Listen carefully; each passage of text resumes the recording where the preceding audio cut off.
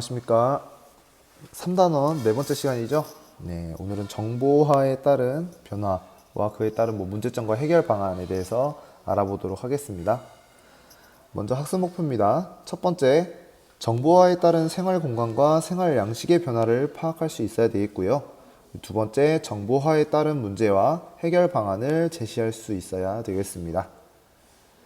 자, 이번 차시 간단하게 본다고 하면 정보화에 따른 변화, 그 다음에 그에 의한 문제점과 해결 방안에 대해서 알아본다고 알고 계시면 될 것 같아요.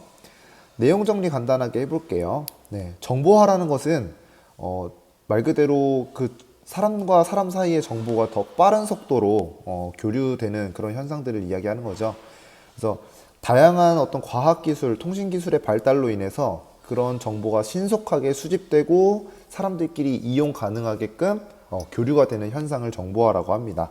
그래서 컴퓨터, 인터넷, 인공위성과 같은 그런 정보통신 기술의 발달로 인해서 정보화는 더 가속화되고 있다라고 이해를 하시면 되겠죠. 자, 그리고 예전에는 어떤 한 나라의 그 국력을 파악할 때 가지고 있는 자원, 천연 자원의 양이라든지 혹은 그 나라가 가지고 있는 경제력 이런 것들을 중점적인 어떤 요소로 봤었는데요. 지금은 전 세계의 경제라는 것이 이런 지식과 정보가 굉장한 비중을 차지하는 그런 트렌드로 가고 있기 때문에 지식과 정보가 그 나라의 국력을 결정하는 중요한 자원이 되고 있다라는 것을 기억을 해두셔야 될 것 같아요. 그래서 이를 중심으로 운영되고 발전되는 사회를 우리는 정보사회 혹은 정보화 사회라고 합니다. 자, 정보사회를 단적으로 보여주는 예가 바로 이런 것이죠. 유튜브입니다. 선생님도 집에서 유튜브를 굉장히 즐겨보는데요. 물론 여가 시간을 활용하는 용도로도 사용을 하지만요. 선생님이 뭐 하다못해 요리를 할 때 요리 방법에 대해서 잘 모르겠다. 글로 쓰여져 있는 걸로는 좀 한계가 있다라고 하면은 선생님은 항상 이제 유튜브를 찾아봐요. 거기 가면 선생님 진짜 전문적인 요리사들이 찍어놓은 그런 요리법 강의도 있고요. 그 다음에 선생님이 오른쪽에 넣어놓은 이 사진을 보시면 집에서 셀프 인테리어를 할 때 그것들을 이제 잘하는 전문가분들이 직접 집에서 활용해 볼 수 있는 셀프 인테리어법 이런 것들도 이제 강의를 올려놓거든요. 그래서 모든 지식과 정보가 그런 플랫폼 안에서 사람들끼리 공유할 수 있도록 이루어지는 사회가 바로 정보사회가 되겠죠. 실제로 사람들한테 물어봤습니다. 유튜브를 활용해서 뭔가를 배운 적이 있냐? 70%가 넘는 사람들이 그렇다고 대답을 했고요. 도움이 되냐고 물어봤을 때 95%가량이 도움이 된다고 응답을 했다고 합니다. 영향력이 굉장히 커진 거죠. 자, 그럼 이 정보화에 따라서 사람들이 살아가는 생활 공간은 어떻게 변화할까? 이제는 그 언택트 시대라고 하죠. 직접 만나지 않더라도 일도 인터넷상에서, 그다음에 뭐 주문, 소비, 판매도 인터넷상에서 가상 공간의 역량이 굉장히 커졌고요. 그리고 그로 인해서 실제 물리적인 공간이 주는 제약이 감소하게 된 겁니다. 이제는 뭐 실제로 사람들이 출근을 하지 않아도 어디서든 노트북만 펴면 회사에 접속을 할 수가 있고요. 물건도 직접 만나서 뭐 임대료를 주면서 내가 가게를 운영하지 않아도 어플이라든지 인터넷 홈페이지를 통해서 충분히 구매나 판매가 가능한 그런 시대가 이제 오게 된 거죠. 자, 그 다음 지리정보 시스템이라는 게 있습니다. 여러 가지 뭐 지리적 정보들을 컴퓨터 데이터베이스 안에 넣어놔서 내가 필요한 정보를 쏙쏙 빼내는 그런 시스템인데요. GPS 시스템하고 이제 같이 결합을 해서 다양한 공간 정보를 인간들이 원하는 분야에서 다양하게 활용할 수 있는 시스템이라고 할 수가 있겠습니다.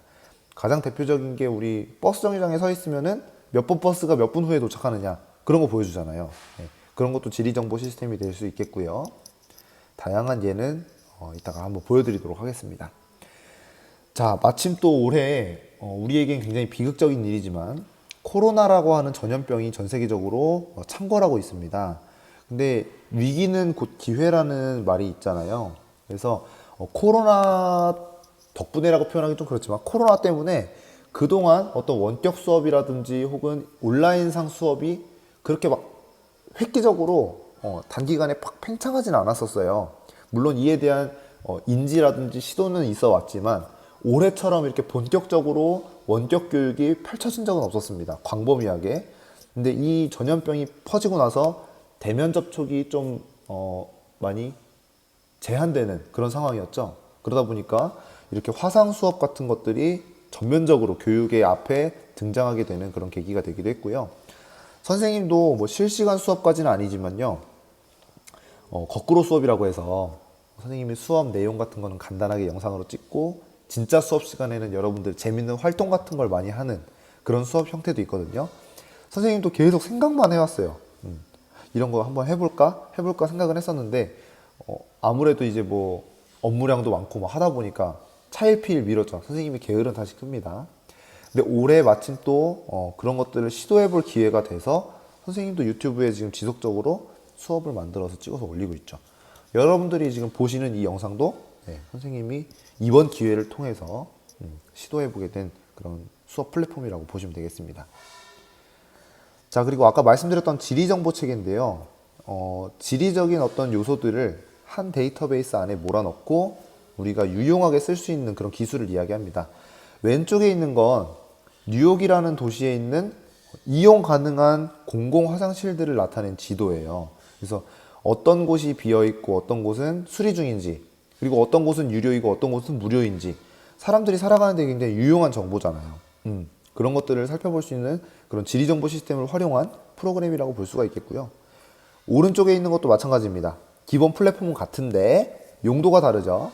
자, 서울 여기 고쳐주세요 라는 지도입니다. 사람들이 돌아다니다가 모든 스마트폰에는 GPS가 내장되어 있거든요. 네. 자기 위치를 찍고 거기 사진을 찍어서 여기 지금 사람들이 지나다니고 있는데 좀 위험할 것 같아요. 수리를 부탁드립니다 하고 서울시에다가 올리는 거예요. 여기 보시면 화재 현장 제보라고 해가지고 사람들이 도로 페임, 그 다음에 뭐 길 가다가 쌓여있는 쓰레기들 이런 것들을 제보를 하면 서울시에서 출동해가지고 그런 위험 요소들을 제거해주는 그런 프로그램으로도 활용을 할 수가 있다는 거죠. 이런 것을 통틀어서 지리정보체계라고 합니다. 자, 이 지리정보체계는 올 한해 가장 큰 이슈였던 코로나 바이러스하고도 코로나 바이러스 분야에도 활발하게 이용이 되고 있습니다. 물론 현재는 확진자들이 너무 많이 나와서 이런 것들을 일일이 다 게시를 할 수는 없겠지만요.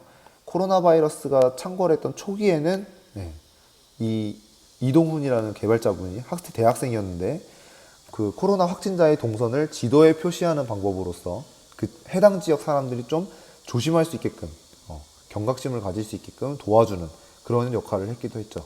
지리정보라는 게 우리 인간 생활에 굉장히 유용하게 사용될 수 있다는 좋은 선례를 보여준 그런 사례였습니다. 자, 이런 정보화에 따라서 사람들의 생활 양식은 어떻게 변화했는지를 한번 알아볼게요. 자, 정치적 측면에서는요. 예전에는 솔직히 말해서 뭐 사람들의 의견을 표현하는 방법이 그냥 어디에 나가서 뭐 사람들이랑 얘기하거나 혹은 신문에 기고하거나 그 정도였단 말이죠. 근데 이제는 SNS라고 하는 것들이 있어서 가상 공간에서 얼마든지 본인의 의견을 다양한 넓은 분야의 사람들한테 한꺼번에 표현할 수 있는 그런 시스템이 마련되게 됐죠.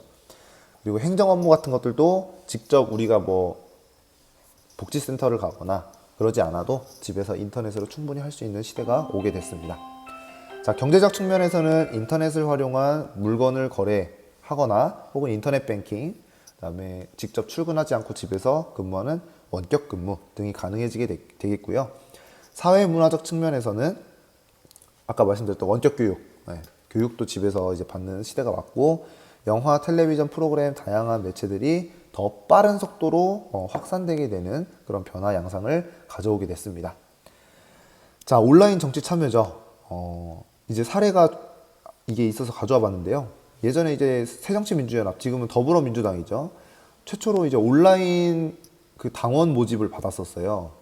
예전에는 이제 오프라인으로만 그 당 사무실에 가가지고 서약서 쓰고 도장 찍고 해야만 당원으로 임명을 해줬었는데 온라인 당원제 도입을 해서 엄청나게 많은 그 당원들을 동시에 모을 수가 있었다라는 것을 이제 얘기한 거고요. 그다음에 요즘에 굉장히 핫한 부분이죠. 청와대에서 국민청원이라는 제도를 운영을 해서 자신이 겪은 뭐 억울한 일이라든지 혹은 다른 사람들이 이런 것들은 좀 고쳐졌으면 좋겠다 하는 내용들을 다양한 정치적 의견들을 온라인 상에 이제 올리게 되면은 다른 사람들이 이제 공감대도 형성해주고 여론이 점점 커지게 되면 직접 청와대에서 답변도 달아주고 하는 그런 정치적 참여가 이루어지고 있는 다양한 좋은 예들이 있다라는 것이죠. 예, 경제적 측면에서 보는 거죠. 예, 여러분들 다 많이 사용하고 있는 것으로 알고 있습니다. 이런 어플리케이션이고요. 온라인 쇼핑 거래액이 굉장히 빠른 속도로 증가하고 있어요. 10년도 안 되는 사이에 4배가량 성장한 것을 볼 수가 있습니다. 자, 그리고 재택근무 같은 것들도 많이 확대되고 있다라고 하는 것을 보실 수가 있고요. 자, 그러면 당연히 사회적 현상들은, 모든 사회적 현상들은 동전의 양면성이라고 했죠. 네, 문제가 있을 겁니다. 자, 사생활 침해. 요즘 굉장히 좀 심각하죠. 어떤 금융사의 홈페이지가 통째로 털려서 사람들의 개인정보가 다 유출되거나 하는 경우도 되게 많죠. 그 다음에 범죄 예방을 위해서 설치해 놓은 CCTV가 다른 사람들의 어떤 동선이라든지 그런 것들을 감시하는 그런 용도로 쓰일 수도 있다라고 하는 것들이 문제점이 될 수가 있겠습니다. 그 다음에 지금 사이버 범죄죠. 가상 공간의 익명성을 이용해서 뭐 악플을 달거나 그 다음에 해킹을 해서 개인정보를 빼내는 그런 사이버 범죄도 증가하고 있고요. 자, 그 다음 선생님이 좀 심각하게 보는 것은 요거예요. 어떤 인터넷 같은 게 들어오지 않는 지역 혹은 인터넷에 대해서 좀 거부감을 느끼는 어떤 연령층, 정보 획득에 있어서 굉장히 취약한 그런 계층들이죠.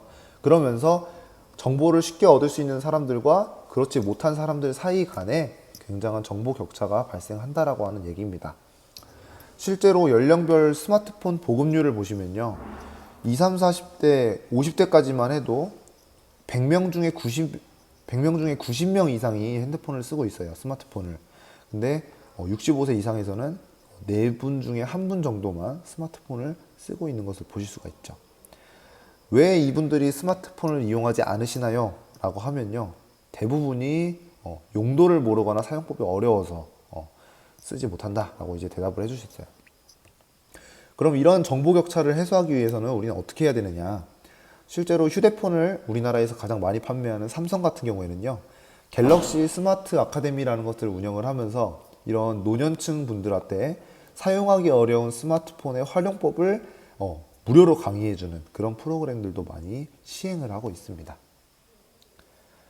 자, 사회적 차원에서는 어떤 문제점 해결 방안이 필요하겠냐? 당연히 이제 법적인 어떤 안전망을 구축해 놔야겠죠. 개인정보를 보호해 줄 수 있는 것, 그리고 국가정보화 기본법 등을 마련을 해서 소외계층에 대한 복지제도, 그 다음에 뭐 중독이라든지 이런 사람들에 대해서 치료 프로그램, 범죄 예방, 교육 실시 등을 법적으로 보장할 필요가 있겠습니다. 개인적 차원에서는요, 바람직한 인터넷 사용 습관 기르기, 우리 인터넷에서 뭐 선풀 달기 운동 이런 거 하잖아요, 그죠? 그리고 개인정보 보호 수칙 지키기 등의 정보 윤리를 실천할 필요가 있겠습니다.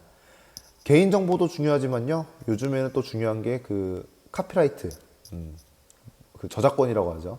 인터넷에 돌아다니는 그런 자료들에 대한 원작 창작자의 어떤 그 창작권, 창작물에 대한 권리 이런 것들도 지켜주는 노력이 필요하겠습니다.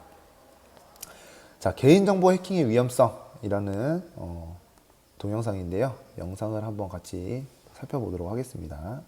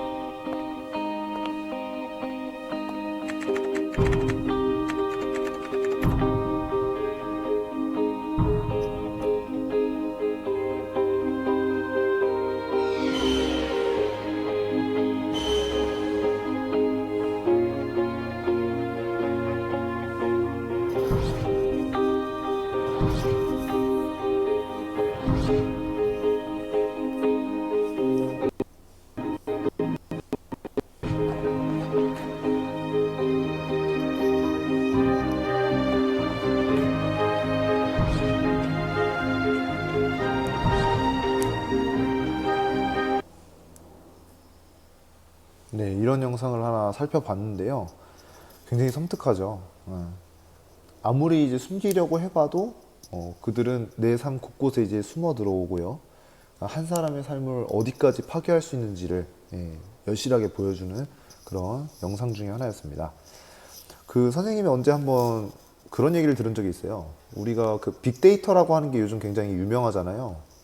내가 인터넷에 무엇을 검색하고 무엇에 관심이 있는지를 싹 다 이제 수집하는 거예요. 그럼 나에 대한 정보들이 축적되면 그런 정보를 수집하는 회사나 기업에서는 이 사람은 연령대가 어느 정도 되고 성별은 뭐고 선생님을 예를 들면 자동차에 관심이 많고 축구에 관심이 많으며 경기도 출신이지만 전라남도에서 근무하는 교육업에 종사하는 사람이다 라는 것까지 다 나와요. 그래서 선생님도 가끔 검색하다가 이제 섬뜩하는 게 네이버라든지 이런 데 여러분 접속하시면은 내가 접속한 그 지역의 IP 주소를 이 기업이 알아서요. 그 지역 주민들한테 광고해야 될 내용만 거기에 띄워요. 그 다음에 내가 이제 축구화가 관심이 있어가지고 축구화 검색을 했어. 그러면 그 다음부터 어떤 언론사 홈페이지 같은 데를 들어가잖아요.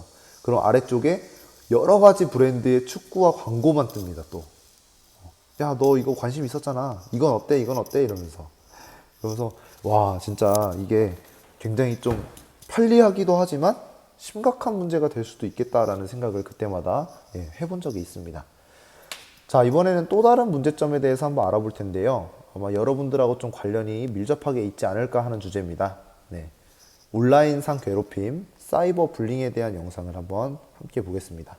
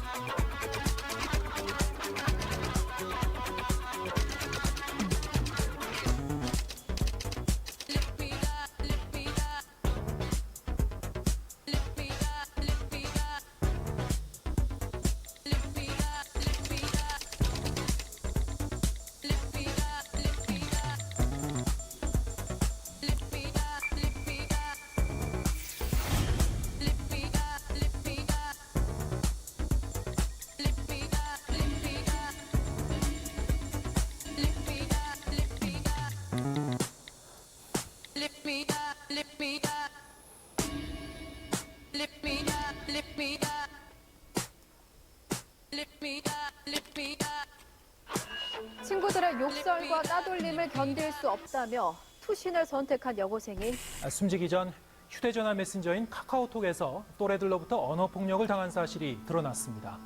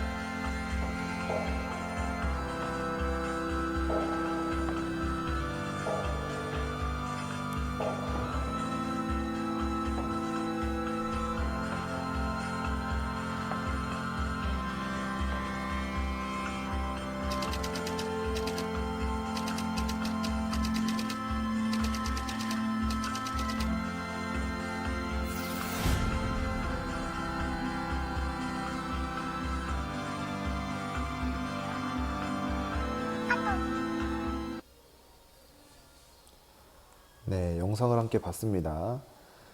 사이버 폭력이라고 하는 것은요, 굉장히 그 피해에 비해서 가해자가 느끼는 마음의 심적 어떤 죄책감이라고 해야 될까요? 그런 것들이 굉장히 작습니다. 왜 그러냐면요. 이게 물리적인 폭력은 내가 직접 그 상황을 대면하면서 피해를 가하기 때문에, 나의 그 가해자에게 느껴지는 게 좀 다를 텐데요. 사이버 폭력은 그냥 나는 손가락 같은 거 몇 개 움직여가지고 화면 눌러서 치면 되니까 내가 직접적으로 그 사람을 때린다는 느낌이 안 들잖아요. 하지만 그 피해자가 느끼는 고통은요, 물리적 피해나 혹은 사이버 상에서의 피해나 같습니다. 그래서 여러분들이 나는 그냥 채팅방에서 내 의견을 말한 것뿐인데 라고 얘기할 수 있지만 어떤 한 사람의 인생을 파괴할 권리는 우리 누구에게도 없습니다.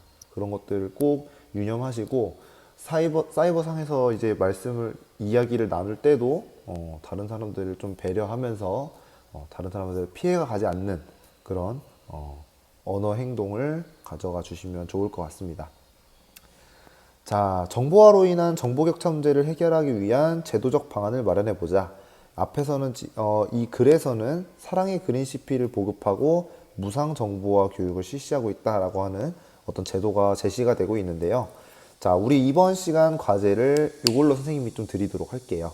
그래서 여러분들이 직접 정보 격차 문제를 해소하기 위해서 우리 사회에서는 어떤 제도적 방안들이 이제 마련되어서 시행되고 있는지 한 개를 골라서 이 강의가 끝난 후에 구글 클래스룸에 댓글로 달아주시면 이번 시간 과제로 인정을 해드리도록 하겠습니다. 자, 요거는 참고만 해주시고요. 자, 두 번째, 자신이 정부의 정보화 정책 담당자라면 정보 격차 문제를 하기 위해 어떤 정책을 마련할지 발표해 보자. 아까 활동 1번과 그 다음에 여기 2번까지가 세트입니다. 네. 내가 직접 우리나라 정부의 정보화 정책 담당자라면 이러한 문제를 해결하기 위해서 어떤 정책을 마련할 것인지를 스스로 생각해 보시고 간단하게 적어주세요. 어떤 정책을 펼 것이며 그 이유는 무엇인지 간단하게 적어주시면 과제로 인정을 해드리도록 하겠습니다. 자, 확인 학습하고 이번 시간 마치도록 할게요. 1번, 공간정보 자료를 수취하여 컴퓨터에 입력 저장하고 이를 사용자의 요구에 따라 분석 가공하는 정보 처리 시스템을 지리정보 시스템, GIS라고도 한다라고 말씀드렸습니다. GIS는요, Geography Information System의 앞글자만 딴 줄임말입니다. 네. 2번, 정보에 접근하거나 이용할 수 있는 기회의 차이가 생기는 정보 격차가 되겠죠. 3번, 정보화에 따른 문제 해결 방안을 보기에서 골라 기호를 써보자. 사회적 차원에서는 아무래도 법령을 정비한다던가 혹은 복지 제도 같은 것들을 확대하는 경우가 해당이 될 수가 있겠고요. 개인적 차원에서는 바람직한 인터넷 사용 습관과 정보 윤리를 직접 생활 속에서 실천하는 노력 등이 해당될 수가 있겠습니다. 네, 이번 시간은 여기서 마쳐보도록 하겠고요. 다음에는 세 번째 주제인 지역의 공간 변화에 대해서 학습해 보도록 하겠습니다. 수고하셨습니다.